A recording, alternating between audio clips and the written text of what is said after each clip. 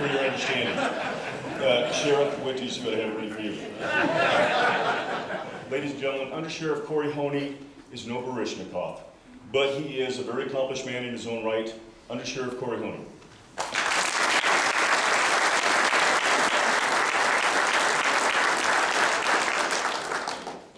Thank you very much. I certainly appreciate a little better. Thank you very much. I certainly appreciate the introduction. Although I did provide you with a bio that you could have just read, but nonetheless, I tell you, actually, I came here tonight obviously to support the sheriff, because the sheriff has got some very definite and strong opinions about this issue, and he and I worked together ultimately to start addressing the concerns that the public had that have come about in the recent months as a result of efforts on the part of a group of people to impose very restrictive gun control laws. And so in response to that, the sheriff put out a statement defining what his position was. And I have to tell you that I greatly respect that position. I work for the man, and I support that wholeheartedly. And from that standpoint, the sheriff and I talk a lot about this particular issue. And whenever there is a new law that's coming out or being proposed, it's something that we talk about and try to research and certainly weigh in on to the degree that we can, either from the office of the sheriff himself or through the California State Sheriff's Association, if we're able to get their support.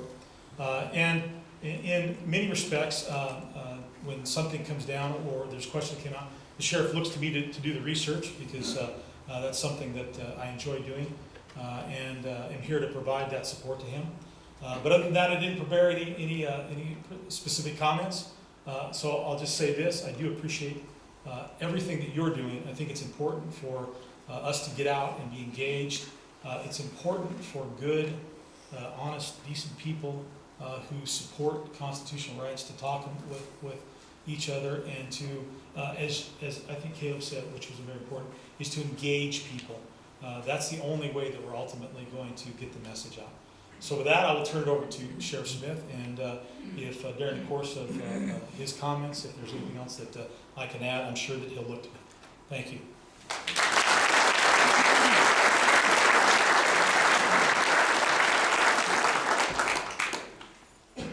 Ladies and gentlemen, Sheriff Jerry Smith is a hardworking man. My understanding is he worked his way through college in Hollywood doing pedicures for the stars. It's been relayed to me that he was once said that Richard Dreyfuss has the cutest little feet. Ladies and gentlemen, Butte County Sheriff Jerry Smith.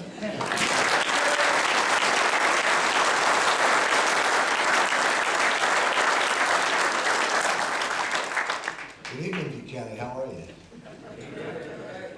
Hey, I'm really glad to be here, and the Undersheriff didn't quite get the opportunity to tell you some of his accomplishments. I asked him to come to work for the office of the sheriff when I took the office about 3 years ago in some months. And the reason I did is because he's a very intelligent, intellectual individual. He's a self-taught attorney, and he does practice law. He's a special prosecutor with the district attorney's office. He's still very much referred to in our line of business. And having an attorney working directly, I might add an at-will attorney working directly for the office of the sheriff, is very handy to have. So we're going to actually ask Kory to come up and talk to you a little bit later about some specific case law that you're going to find interesting. Is there any press in the room at all? Is there any? Don't be shy. Oh, come on. There are some particular reporter, and I don't know if he writes for the local newspaper or if he freelances, and I don't even know what his name is. But he tends to write, well, recently he wrote an article about me that frankly was not very flattering, and I'm okay with that. His information is not correct, but I'm okay with that as well. But the reason that he gets to write that article, the reason that he gets to speak freely about people like myself and others, because he's protected by the First Amendment, right? So when he writes that stuff, although it makes me anxious from time to time because his facts aren't straight, we will protect his right. We will protect his right because we are opposed to the Second Amendment. I will put my life on the line, put others in harm's way, and perhaps do that and protect myself with a weapon because of the Second Amendment. I'm very shocked.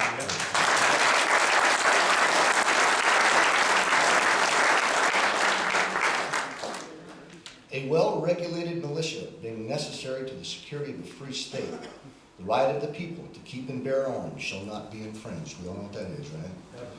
Keep in mind there's two parts to that. We're going to talk a little bit about that here in a short period of time. There are going to be two court decisions. One's called Heller and the other one's McDonald that the Undersheriff's going to speak to you very specifically about, help you understand the difference between the militia and the right to bear arms. That preamble to the Second Amendment was very popular at the time that the Bill of Rights was actually authored, so we're not going to put a lot of significance in that. We're going to tell you why in a few minutes. But first, let's talk a little bit about history. And I believe it was 1689, King James II thought that it would be important to disarm the Protestants. And he also thought that he could do what he wanted to do without the authority of Parliament.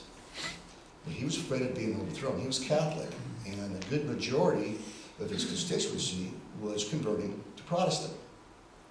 So he figured the best way to keep from being overthrown was to disarm the Protestants. Well, he was overthrown, and he was overthrown by the Protestants. Specifically, there was William III and Mary II, who went about rearming the citizens of England. But unfortunately, they couldn't get the job done exactly like they wanted it to. They thought that they would arm those folks that had property so that they could hunt game when game was in season. Realizing that that was not profitable to the people, they had to change their mind about that. I'll read you a little bit about that. You know, I really don't want it. I'm going to bore you with some of this stuff, so I'm going to try to keep from doing that. Our experiences prior to the United States Constitution were interesting, right? We declared our independence, we fought our war against tyranny, and we won. But our country was in kind of a state of disarray. We were ruled, each state ruled themselves independently with articles of what they call the Confederate, meaning that Pennsylvania had a particular order where Maryland perhaps had something different. So when James Madison come together and they decided, well, we're going to have a constitution, we're going to write a constitution, we're going to write a constitution so that we can kind of bring all of this stuff together. And part of the reasons they needed to do that was because there was no interstate arbitration process to handle quarrels between states. There was no sufficiently trained and armed interstate security forces to suppress insurrection, and there was no national militia to repel foreign invaders.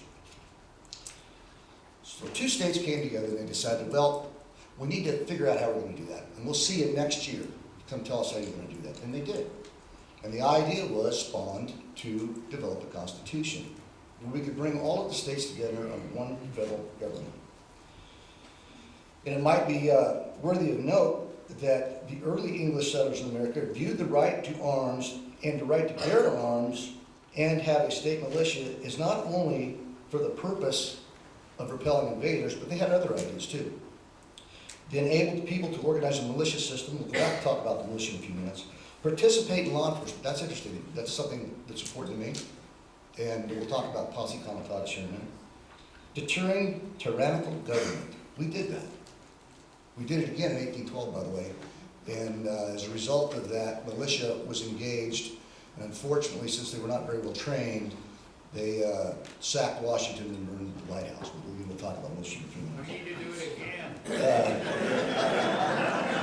Repelling invasion, suppressing insurrection, allegedly including slave revolt, and facilitate a natural right of self-defense.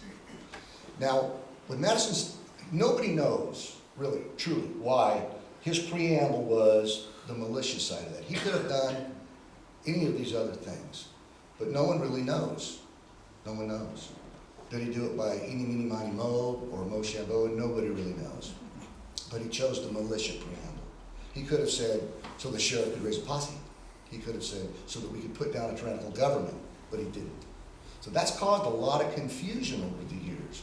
But fortunately, in 2008, that confusion has been, for the most part, addressed, and now we have some very specific things. Again, the Undersheriff will talk to you about that.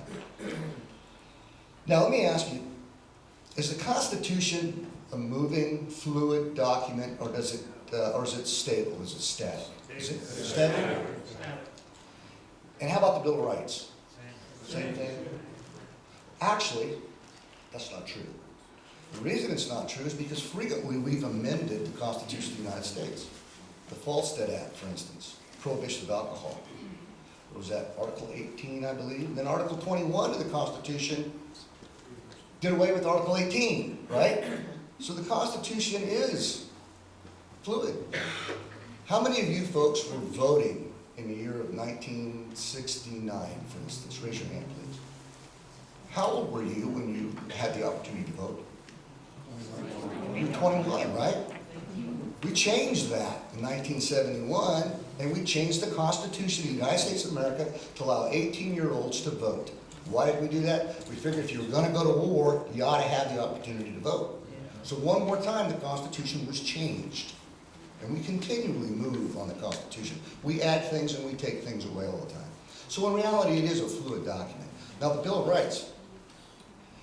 When Madison decided, when they introduced the Constitution, Madison did not think that we needed a Bill of Rights. But the Federalists were so argumentative about this that he retracted that and he said, you know, if we don't have a Bill of Rights, we're not going to get a Constitution ratified. That's how we ended up with our Bill of Rights. Some would argue that the first amendment of the Bill of Rights should maybe have been the second. Maybe the second should have been the first, you know, and I can argue that both ways. Now, when these people were gathering about, remember, it was several hundred years ago, there was a different mindset. There was this torturing memory of this tyrannical government.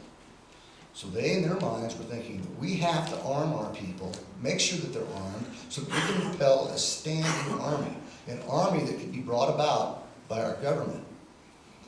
And our forefathers believed, and I believe to this day, that you cannot disarm the people and not expect the people to not disarm government. And I think that may soon occur, believe me. So we look back at where we have come from, and we've come a long, long ways. Now, the Bill of Rights, it's not static either, is it? We constantly are looking at the Bill of Rights, and those folks back in Washington in black robes, they're telling us how to interpret that. And I'll give you an example of that. Miranda. Prior to Miranda, the Miranda decision in the early 1960s, when law enforcement were to interrogate somebody, we would get the LA County phone book out and just go to work. And I don't be looking up addresses either, if you get what I'm doing. So we had people confessing the crimes that maybe they didn't need to confess to. So Miranda came along, and then all of a sudden we get a different interpretation of what that means by self-incrimination. We're constantly looking at that. And as attorneys, I know that as a criminal attorney, the Undersheriff, he'd give you a lot of information about that. The Second Amendment, the Second Amendment has been examined and examined and examined. In 1939, we took a pretty critical look at it, and we made some changes. But there was always that gig about the militia that people found irritating. Do we have firearms? Do we possess firearms so that we can raise a militia? That's not practical anymore, is it? And again, the militia, that's kind of interesting. When, after the Bill of Rights was passed, you'll get a kick out of this. It wasn't a privilege to own a firearm. It was a mandate. You had to keep and bear arms. Let me find what I'm looking for here. You'll find this interesting. It's fun. Not only was it a duty that you carry arms, but you were mandated so that we could raise a militia. Now, unfortunately, in, it was in 1792 or 3, a bunch of Pennsylvania farmers decided they didn't want to pay taxes. So we raised a militia. We raised about 700 men, but we needed 13, we raised 7,000, we needed 13,000. So they started drafting folks. And what they found was the militia was not armed. It wasn't armed properly, and it wasn't regulated, and it wasn't trained. Even though that they had instructions by the government, and here's the instruction. Each and every free-bodied, unfortunately, remember, put yourself back in time, this was during slavery, white male citizens of the respective states residents therein, who is or shall be of age of 18 years or under the age of 45, except as herein are accepted, and we'll talk about that, shall severally and respectively be enrolled in the militia. And every citizen so enrolled and notified shall within 6 months thereafter provide himself with a good musket or firelock, a sufficient bayonet and belt, 2 spare flints, and a knapsack, a pouch with a box therein to contain not less than 24 cartridges, I don't know why 24, suited to the bore of the musket and the firelock. Each cartridge to contain a proper quality and quantity of powder and ball, or with a good rifle, knapsack, shot pouch, and powder horn, 20 balls, suited to the bore of his rifle, and 1/4 pound of powder, and shall appear so armed, accorded and provided, when called out to exercise or into any service, except that when called out on company days, that's training, to exercise only, you don't have to bring knapsack. If you were 18 years old, between 18 and 45, it was your civic duty to arm yourself, because you could be called upon at any time to support a militia effort. Fortunately, the militias kind of went by the wayside after the War of 1812. And again, they were poorly trained, they were not disciplined, they were not organized, and it became very well apparent that we needed a standing army. Unfortunately, that was very expensive. But reality is, when you arm yourself today, you're not arming yourself with a machine gun. You don't have a bazooka, you don't have a drone in your front yard. You have a firearm that's well suited for you individually to provide for your personal safety. I personally do not own an assault rifle. I don't have an AR-15. I have an 870 shotgun that's alongside my bedstand, and it's the same gun that I shoot pheasants with my good friend daily. I don't need, I don't care that you have it, but I don't need that kind of armament. I worked for now 35 years in the office of the sheriff. I was hired by Sheriff Larry Gillick at the time when I was just turned 20 years old. I joked that I wasn't old enough to drink, but I was doing bar checks. For 11 years during that period of time, when I went to, the majority of my experiences in administration and in counter narcotics. But there was an 11-year period that I never packed a sidearm where I worked. I had one at the ready, it was in the car, but I never packed a firearm. I wasn't, and still am not, afraid to walk these beautiful streets. But however, then came on this man, and he said, boss, I feel a lot better if you packed a firearm. So I did. It's a little 5-shot J-frame revolver, and if I can't do what I need to do in 5 shots, I'm going to throw it at whoever I need to and when I count. But I understand the need for you to possess firearms to protect yourself. I want you to do that. My wife asked me a couple days ago, when I told her I was coming up here, she said, should you bring security? I said, I don't think I'm going to need it. And again, I'm very, very proud of the fact that to be able to represent you great folks. And if you have any questions, I'd be very well entertained to entertain your questions. And I'm sure that somebody's got something out there. Greg Kiefer in the back there, he used to work for me. And it was always exciting to see what Greg was going to do. Some of the things that Greg did, the statutes of limitations, have probably not ran out yet on those. Been fishing, Greg? Every now and again. All right. All right. Somebody's got to have a question. Sir? I've got a rifle since I was in the Army and it has never been registered. Is that a problem? No. Any weapon that you purchased prior to, what was handgun, 1960, when did we start doing background checks? When did we start doing background checks? Oh, I don't know the year that we started doing. We been doing it a long time. If you have firearms that are not currently registered, I have a number of them myself. They're family heirlooms or weapons that I bought prior to the necessity of registering as firearms, that's no problem. Now, if you transfer that weapon to a family member, yes, you'll have to do that transfer. Okay, because I have an old rifle given me when my son died recently, so that's supposed to be registered. If it's a recent transaction, yes. Yeah, No, I don't think on a long gun, no. No, not on a long gun. Depends on the gun. Yeah, on a handgun perhaps, but on a long gun, I don't believe so. that's a rifle. Yeah, I don't think you have to. You know, gun legislation coming out of Washington. 2 months ago, I would have suggested to you that there was not a chance that was going to happen, because I didn't think the president had the votes to do that. But he has since watered that down to the point where he might, because what he's asking for now is background checks. That is no different than what we do in California. We've been doing background checks for years and years and years. We've had a ban on high-capacity magazines since the 1990s. So a lot of the stuff that you're hearing coming out of Washington, for the most part, mirrors what we're already doing in California. Now, am I in favor of gun legislation coming out of Washington? As the son of a Montana cattleman, Jerry Smith? No, I'm not. I think that we've got enough. I think once you start down that slippery slope, it's very difficult to come back. However, my goal is to keep weapons out of the hands of the felons, for instance, and people that are otherwise prohibited.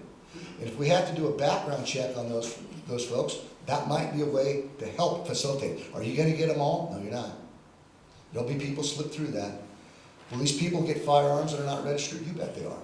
If somebody were to break into my house and break the gun safe open, they're going to have firearms. That happens all the time. So gun legislation coming out of Washington is going to be watered down, and he might get part of that passed. I wouldn't concern yourself so much about that. What I'd concern yourself with is what's going on right here in the state of California. There is gun legislation being proposed right now that is quite alarming. Any of you folks out here target shoot? Great. When I say target shoot, do you match shoot? A lot of match guns have a thumb hole that you can support your hand, correct? Mm-hmm. If legislation gets passed, a particular piece of it gets passed, that'll be considered an assault weapon because it has either a pistol grip on it or a thumb grip on it. Isn't that crazy? Your 10-22 that you shoot downrange and shoot steel with, if it has a thumb hole stock on it, that could be considered an assault weapon, yes, sir. Did you take an oath to follow the Constitution yourself, sir? I did. The Constitution of the United States of America and the Constitution of the State of California. Okay, so when the state of California says